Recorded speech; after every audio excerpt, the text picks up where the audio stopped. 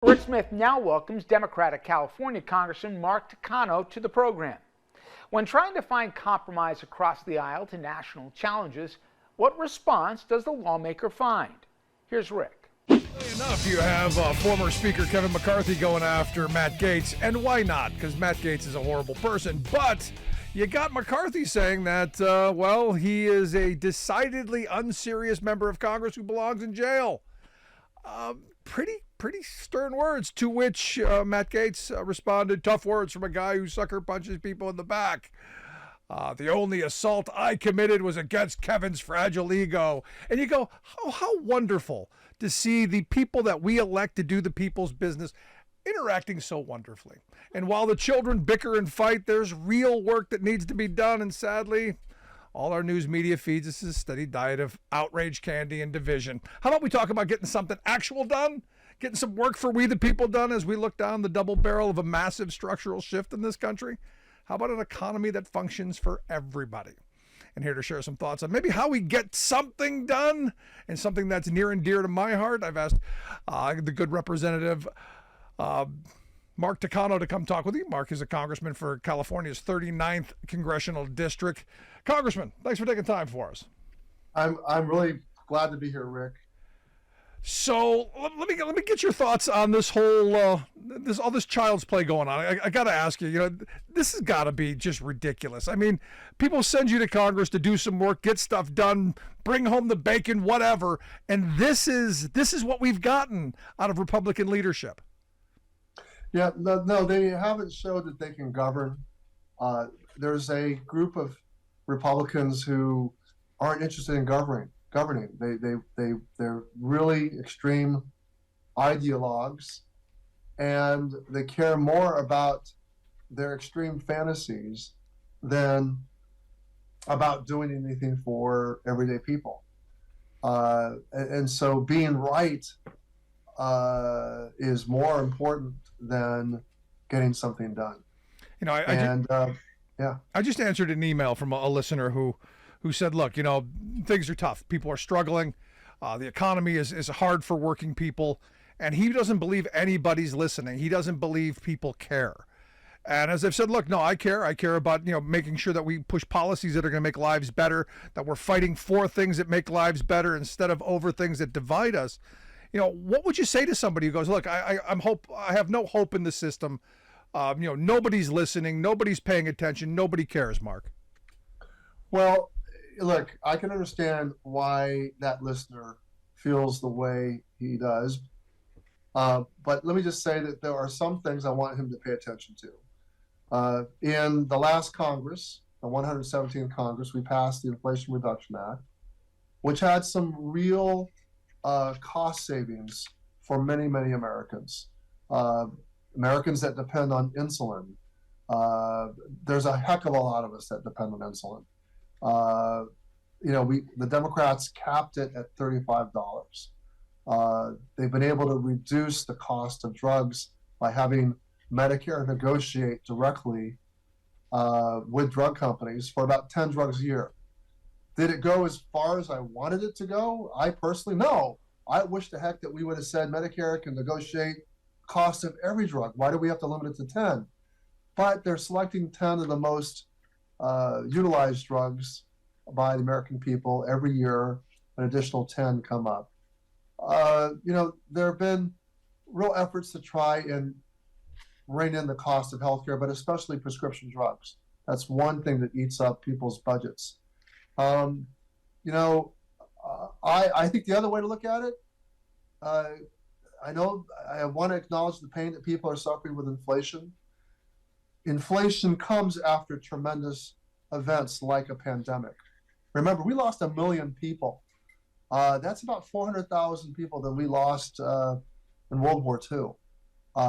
And we suffered great inflation after World War II as people began normal demand, as the economy, the wartime economy shifted to a regular consumer economy.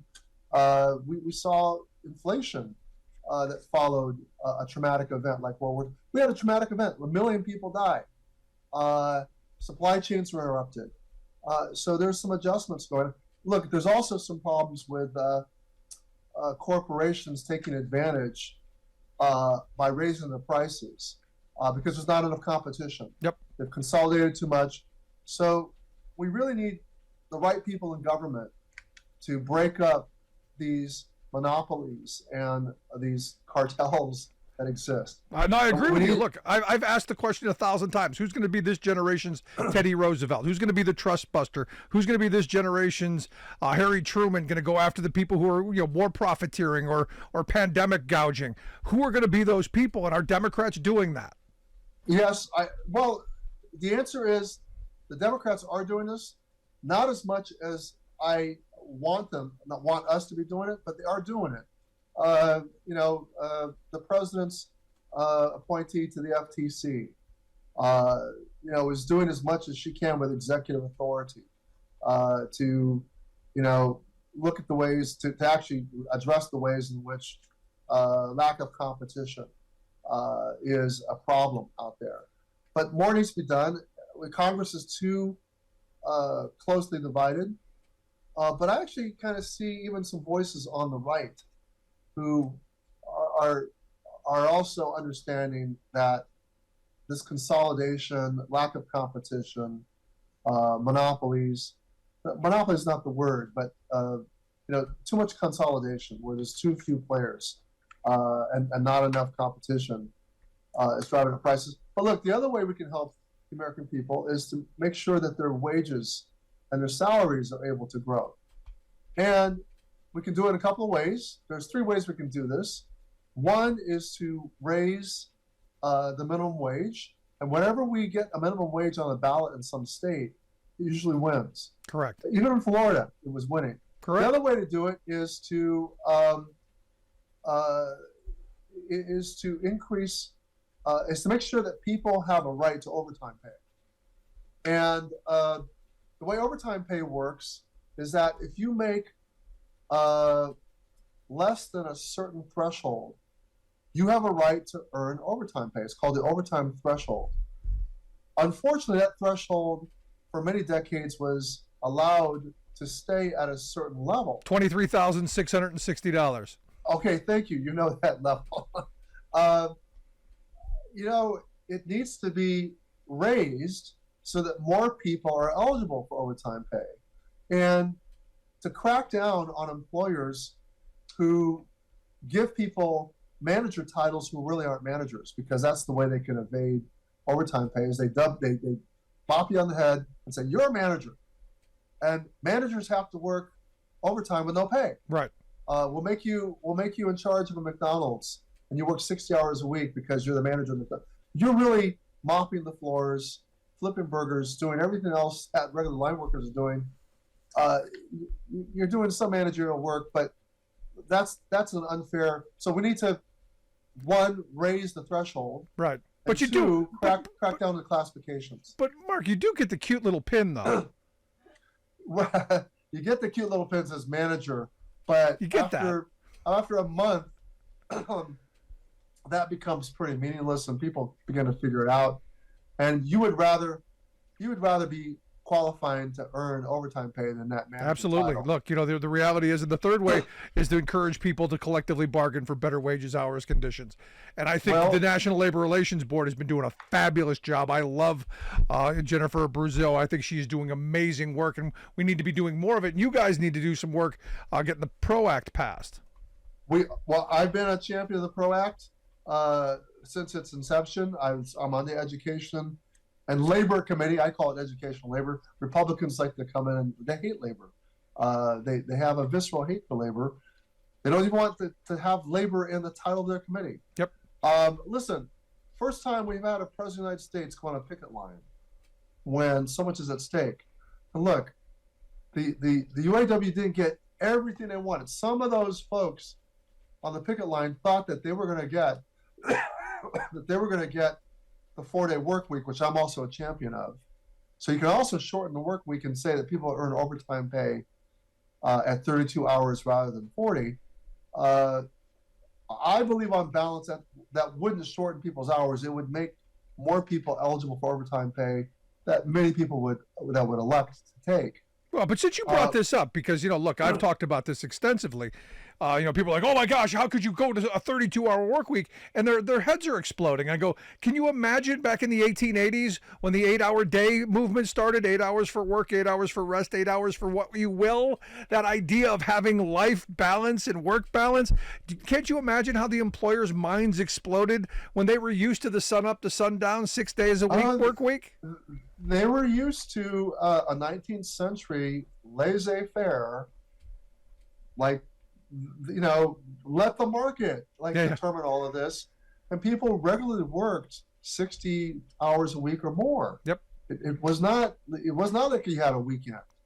The weekend was legislated after a lot of social justice movements, and the industry that pioneered it was the auto industry. The auto industry so it's really interesting today to see the auto industry put the shorter work week, the 32-hour work week, on the table. I was happy to just see it get on the table. I just came back I took my father to Paris for the very first time. He'd never been. I sat with a young Paris city councilman, Paul Att. He's the youngest city councilman in Paris. And he told me, I learned that the sanitation workers in Paris, I think, work 32 hours or 33 hours. It's either 32 or 33. Right. And the problem in Paris is that they have a lot of strikes. But look, this is not within reach. Could they be better managed in Paris? Could there be someone that says you gotta do 32 hours of work and get better services? Yeah, but the point is that stronger unions in other countries have meant that workers have more leverage and they get a better deal. And look, you mentioned before we got on the air about AI.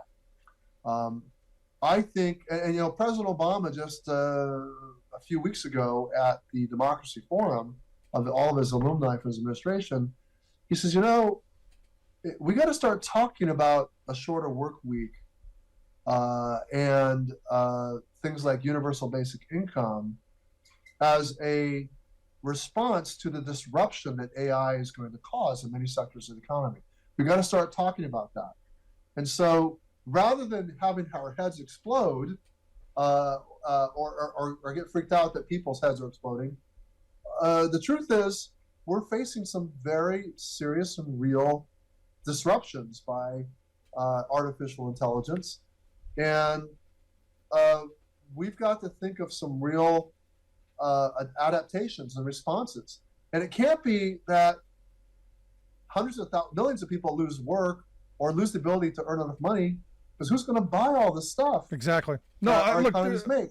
Look, Mark, one of the things that I've said for a while is our representatives, folks like you in Congress, we're already behind the 8 ball. This is something we should have been talking about a decade ago. We should be doing a whole bunch of things in a whole bunch of directions and quickly, because I want this to be, because look, we're not going to stop it. I'm not a Luddite. We're not going to destroy the machines. It's not going to happen. But I want this to be the first major transformational change in work in the history of civilization that doesn't destroy the working class and that workers don't take it on the chin. I want this to be an opportunity where people go, okay, yeah, my industry is going away. Look, I'm in the trucking industry. I know in a decade, maybe 2, all trucks are probably going to be automated.